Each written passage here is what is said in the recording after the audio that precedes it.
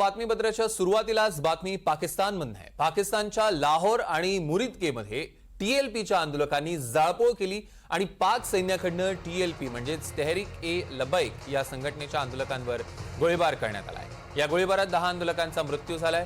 Rawalpindi इस्लामाबादमधील internet सेवा या घटनेनंतर बंद करण्यात आली आहे। पाकिस्तान सरकारविरोधात जोरदार आंदोलन करण्यात येत आहे। इस्रायल समोर शरणागती पत्करल्याच्या रागातनं टीएलपीनं हे आंदोलन केलंय आणि या आंदोलनात आतापर्यंत 10 आंदोलकांचा मृत्यू झाल्याची माहिती आपल्यापर्यंत पोहोचते।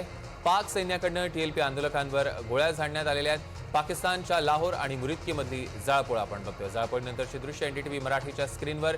रावळपिंडी आणि इस्लामाबादमधील इंटरनेट सेवा बंद करण्यात आलेली आहे। सध्या तणावाचं वातावरण असल्याचं बघायला मिळत आहे।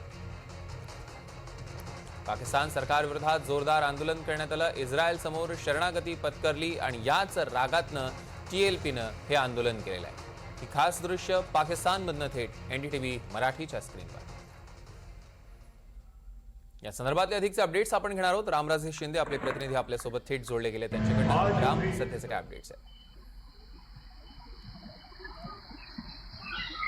बिलकुल हे निदर्शन करण्यासाठी जे लोक जमले होते त्यांच्यावर सुद्धा त्यांना हटवण्याचा प्रयत्न करण्यात आला होता आणि त्यानंतर त्यांच्यावर जबरदस्ती करण्यात आली होती आणि त्याच वेळेस 70 जण जे आहेत ते जखमी झालेले आहेत, त्यांना चिरडले गेल्याची माहिती मिळाली आणि त्यानंतर हे संपूर्ण आंदोलन जे आहे ते पेटलेलं आहे आणि या संपूर्ण घडलेल्या संघर्षामध्ये साधारणतः 50 पेक्षा जास्त पोलीस जे आहेत ते जखमी झालेले आहेत आणि छोट्या रूपामध्ये सुरू झालेलं हे आंदोलन जे आहे ते मोठं रूप घेताना दिसून आलेलं आहे।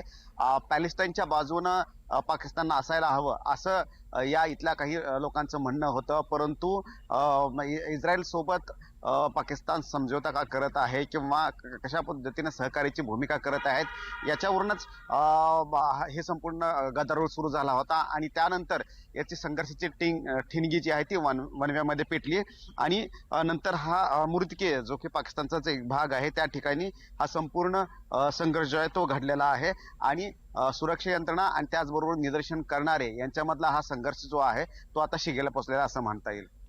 निश्चितच राम, पण नेमका ही घडामोड काय आहे? नेमकी घटना काय पद्धतीनं लोक तिकडे नाराज आहेत? नेमकं त्या नाराजीचं कारण काय आहे त्यांच्या?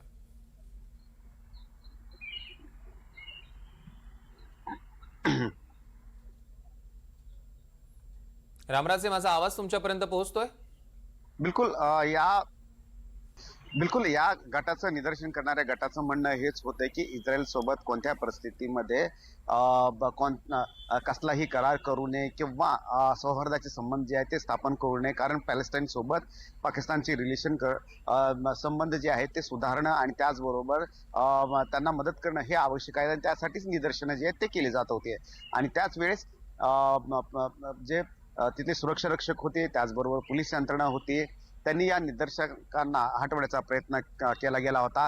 गाड्या तिथे आणण्यात आल्या होत्या आणि मात्र निदर्शक हटत नव्हते। आंदोलनकारी जे होते त्यांनी तिथून जाण्यासाठी मनाई केली आणि त्यानंतर त्यांच्यावर लाठीचार्ज किंवा त्यांना तिथून हुसकावण्याचा प्रयत्न करण्यात आला होता आणि त्यावेळेस तिथे साधारणतः 10 जे निदर्शनकर्ते आहेत, जे आंदोलनकारी आहेत त्यांचा मृत्यू झाला आणि ही संख्या नंतर वाढत गेली आणि त्या प्रत्युत्तरादाखल जे इथल्या आंदोलनकर्त्यांनी जे प्रत्युत्तर दिलेले आहे त्या प्रत्युत्तरादाखल 40 ते 50 जे सुरक्षा रक्षक आहेत ते सुद्धा जखमी झाल्याची माहिती मिळते। त्याच्यामुळे एकीकडे सुरक्षा रक्षक सरकार आणि त्याचबरोबर दुसरीकडे आंदोलनकारी असा या दोघांमधला संघर्ष।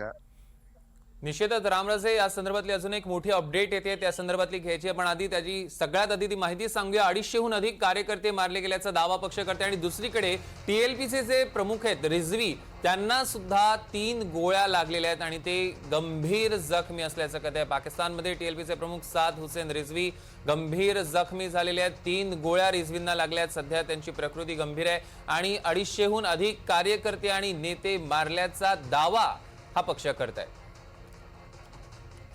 या संदर्भात आपण जाणून घेणार आहोत। आंतरराष्ट्रीय घडामोडींचे अभ्यासक डॉक्टर विजय खरे सर आपल्यासोबत जोडले गेले। सर, स्वागत आहे तुमचं एनडीटीव्ही मराठीमध्ये। काय प्रतिक्रिया आहे तुमची? पहिली, कशा पद्धतीने बघताय एकूणच घटनेकडे जे पाकिस्तानमध्ये सध्या सुरू आहे? पाकिस्तानामधील जी अंतर्गत आणि जे अफगाणिस्तान आणि पाकिस्तान यांच्यामधील जो संघर्ष सुरू आहे, खरं म्हणजे रिजनल सिक्युरिटी स्टेट सिस्टीम जी आहे भारताच्या एकंदरीत यालाही तो एक मोठा धोका आहे. दुसरं एक सर्वात महत्वाचं की याचे जे ब्रिजे आहेत हे नुकतंच झालेल्या या घटनेवरून नसून तालिबान आल्यापासून पाकिस्तान आणि अफगाणिस्तान यांच्यामध्ये तो संघर्षाची त्या ठिकाणी ठिणगी झालेली आहे. आणि याचा तो म्हणजे ज्याला म्हणतो ना उत्तेजक जो बिंदू आहे तो गाठलेला आहे. या संपूर्ण प्रक्रियेमध्ये ज्या पद्धतीने आपल्याकडे धर्म हा एक सर्वात महत्वाचा फॅक्टर होता, परंतु आता धर्म हा कुचकामी आहे आंतरराष्ट्रीय राजकारणात. फक्त प्रत्येक देशाचं राष्ट्रीय हित आणि आपले इंटरेस्ट हे कसे महत्वाचे हे याच्यावरून आपल्याला पाहावयास मिळतं. आणि म्हणून ही जी घटना आहे या घटनेमध्ये आता खऱ्या अर्थाने याचे जे डायनामिक्स हे आपल्याला नव्या पद्धतीने त्याच्याकडे बघावं लागेल. आणि याचे परिणाम हे लॉंग टर्म आपल्याला दिसतील.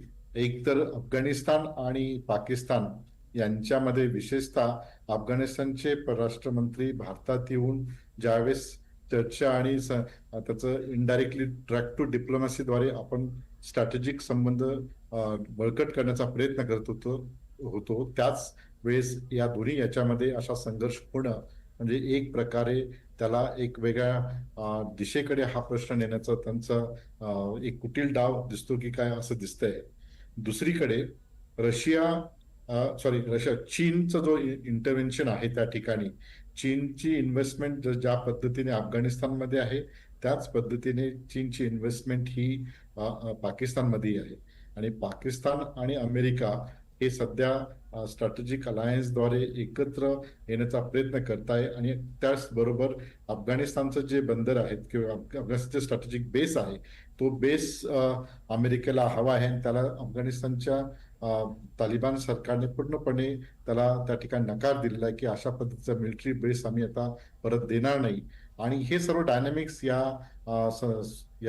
घटनेमुळे आहेत. आणि याचं कारण म्हणजे हे जे आज तुम्हाला दिसत आहे हे एक निमित्त आहे, परंतु याची जी बॅक हिस्ट्री आहे या बॅक हिस्ट्रीचे वेगवेगळे डायनामिक्स आपल्याला सुरक्षेच्या चौकटीतून पाहाव्यास मिळतील. निश्चितच विजय सर असेच आमच्यासोबत जोडलेले राहा.